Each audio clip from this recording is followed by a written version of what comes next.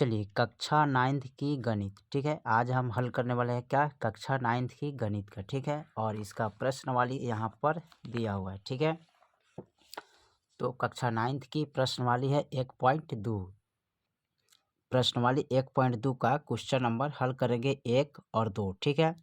तो question number 1 में जो सवाल दिया है 1, 2, 3, ये तीनों सवाल को हल करेंगे, ठीक है। तो यहाँ 1 नंबर में कह रहा है नीचे दिए गए कथन सत्य है या असत्य है, कारण के साथ अपने उत्तर दीजिए, ठीक है। तो पॉइंट 1 में कह रहा है प्रत्येक अपरिमेय संख्या एक वास्तविक संख्या होती है। संख्या रेखा का प्रत्येक बिंदु रूट अंडर एम के रूप का होता है, जहाँ एम एक क्या है, प्राकृतिक संख्या है।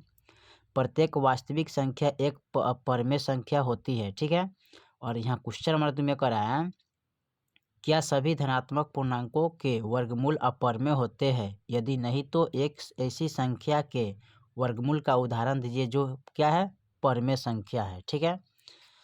तो यहाँ पर इसका सारा सवाल हमने नोट किया है, ठीक है।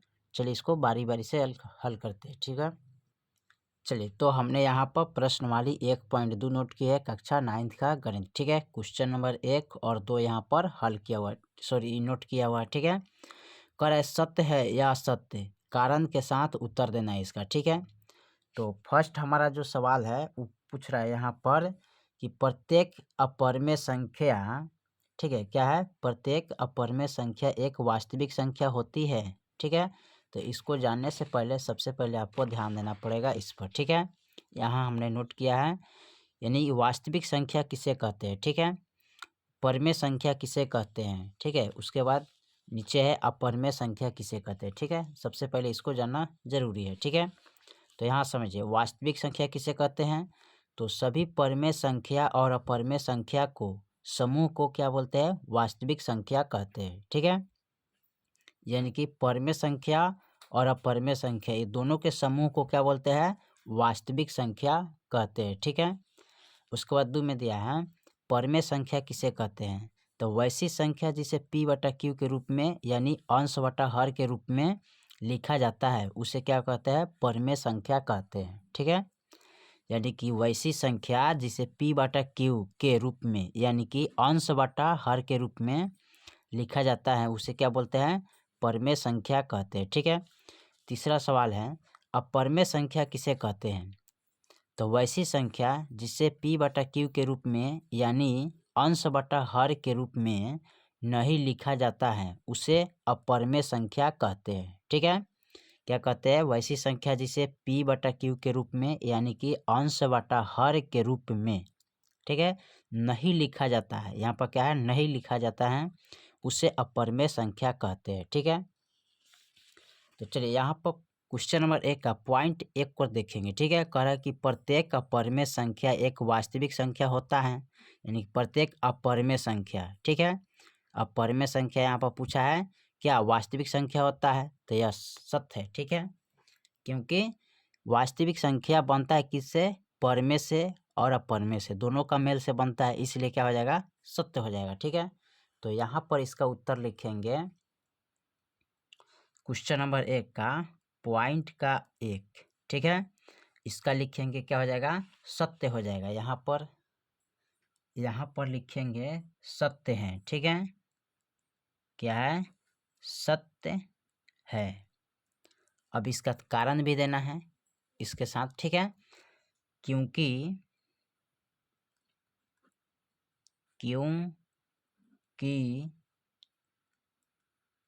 सभी परिमेय संख्या और अपरिमेय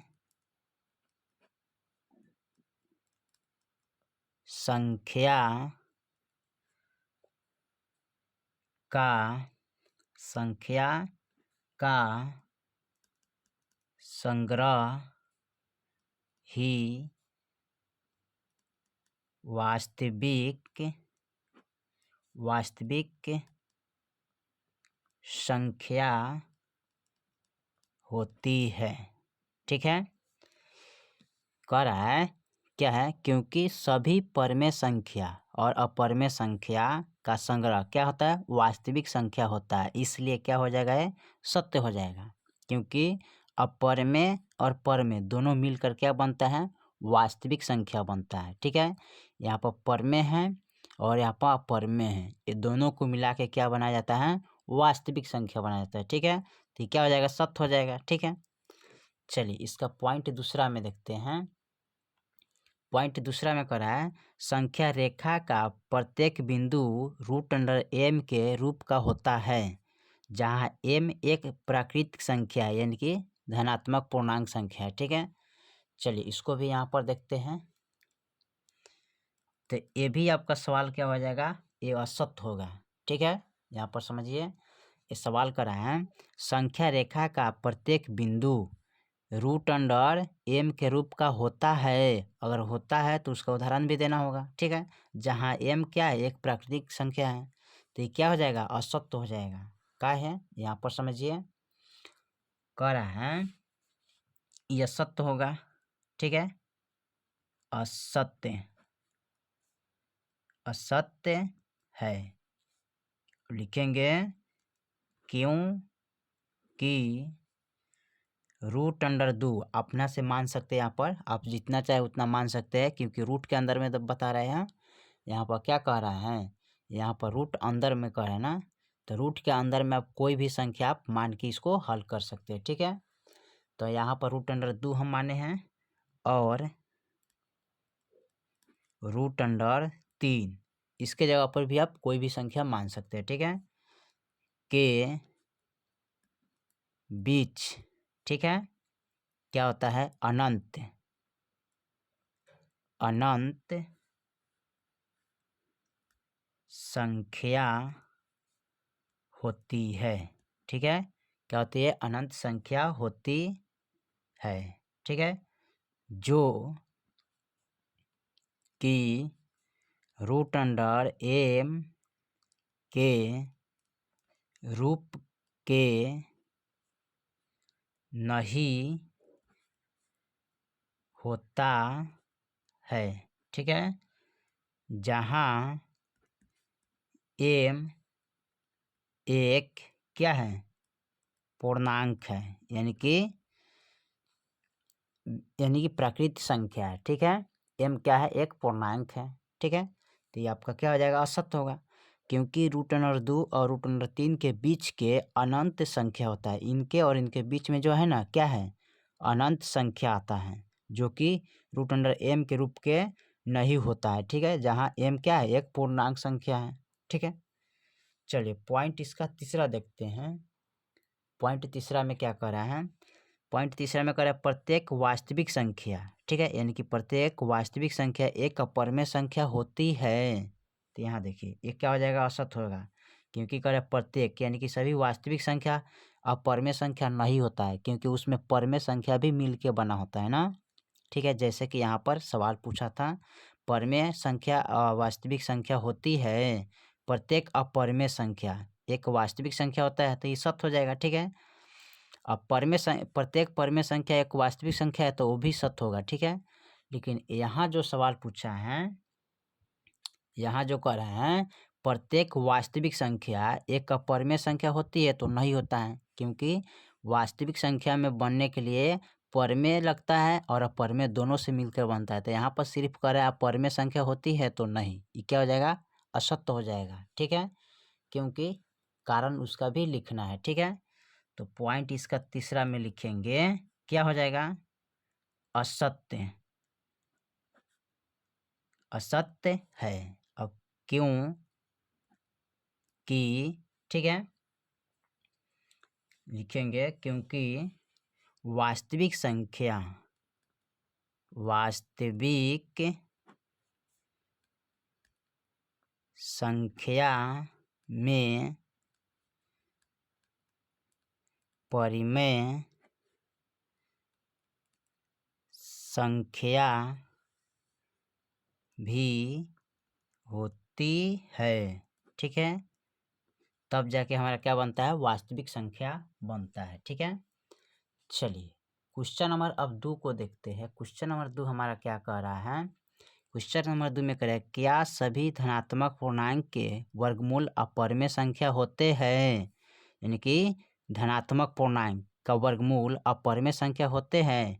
यदि नहीं तो एक ऐसी संख्या के वर्गमूल का उदाहरण दीजिए जो परिमेय संख्या होगा। ठीक है, चलिए इस सवाल को यहाँ पर हम हल करते हैं। ठीक है,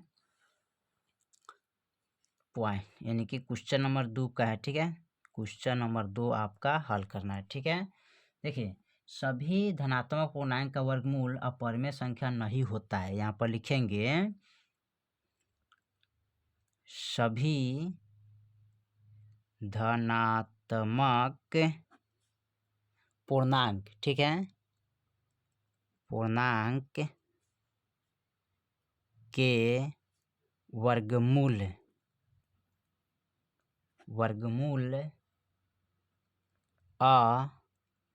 अपरिमेय संख्या, यहाँ लिखेंगे संख्या नहीं होते हैं। ठीक है, अब इसका उदाहरण भी देना है। ठीक है, अब यहाँ पर लिखेंगे जैसे, ठीक है, √4 ये क्या है? धनात्मक पूर्णांक है। तो यहाँ पर पूछ रहा है, यहाँ पर कह रहा है धनात्मक पूर्णांक के वर्गमूल अपरिमेय संख्या होता है? तो नहीं होता है। सभी धनात्मक पूर्णांक का वर्गमूल अपरिमेय संख्या नहीं होता है। तो 4 का जो वर्गमूल होता है ना, वो कितना होता है? 2। ठीक है, 2 क्या है? जो एक क्या है? एक क्या है? ये परिमेय संख्या हो गया। ठीक है, परिमेय संख्या है। देखिए, तो परिमेय संख्या p/q का रूप में लिखते हैं ना, तो इसके बटा में कुछ नहीं तो क्या, एक छिपा रहता है इसमें। ठीक है, तो ये बटा का रूप में हो गया, तो क्या हो जाएगा? परिमेय संख्या हो गया। ठीक है, जैसे में यहाँ पर उदाहरण लीजिएगा 16 का वर्गमूल कितना होता है? 4। इसके बटा में कुछ नहीं तो एक छिपा रहता है, तो क्या हो जाएगा? परिमेय संख्या हो जाएगा। ठीक है, ये सब क्या है? परिमेय संख्या है। ठीक है, तो इससे हम क्या कर सकते हैं? परिमेय संख्या बोलेंगे। ठीक है, चलिए तो हमारा क्वेश्चन नंबर यानी कि प्रश्नवाली, यहाँ पर जो था प्रश्नवाली हमने नोट किए थे, कितना है? देखिए यहाँ पर प्रश्नवाली 1.2 था, कक्षा 9 का गणित। ठीक है, क्वेश्चन नंबर 1 का पॉइंट 1, 2, 3 हल कर चुके हैं। ठीक है, और इसका क्वेश्चन नंबर 2 भी हम हल कर चुके हैं। ठीक है, इसका सबका उत्तर यहाँ पर हम बारी बारी से सबको यहाँ पर दे चुके हैं। 1 का है, 2 का है, 3 का है। ठीक है, और क्वेश्चन नंबर 2 का है। ठीक है, चलिए तो हमने इसका वीडियो पूरा कंप्लीट कर दिया। फिर मिलते हैं अगले वीडियो में, तब तक के लिए जय हिंद, जय भारत।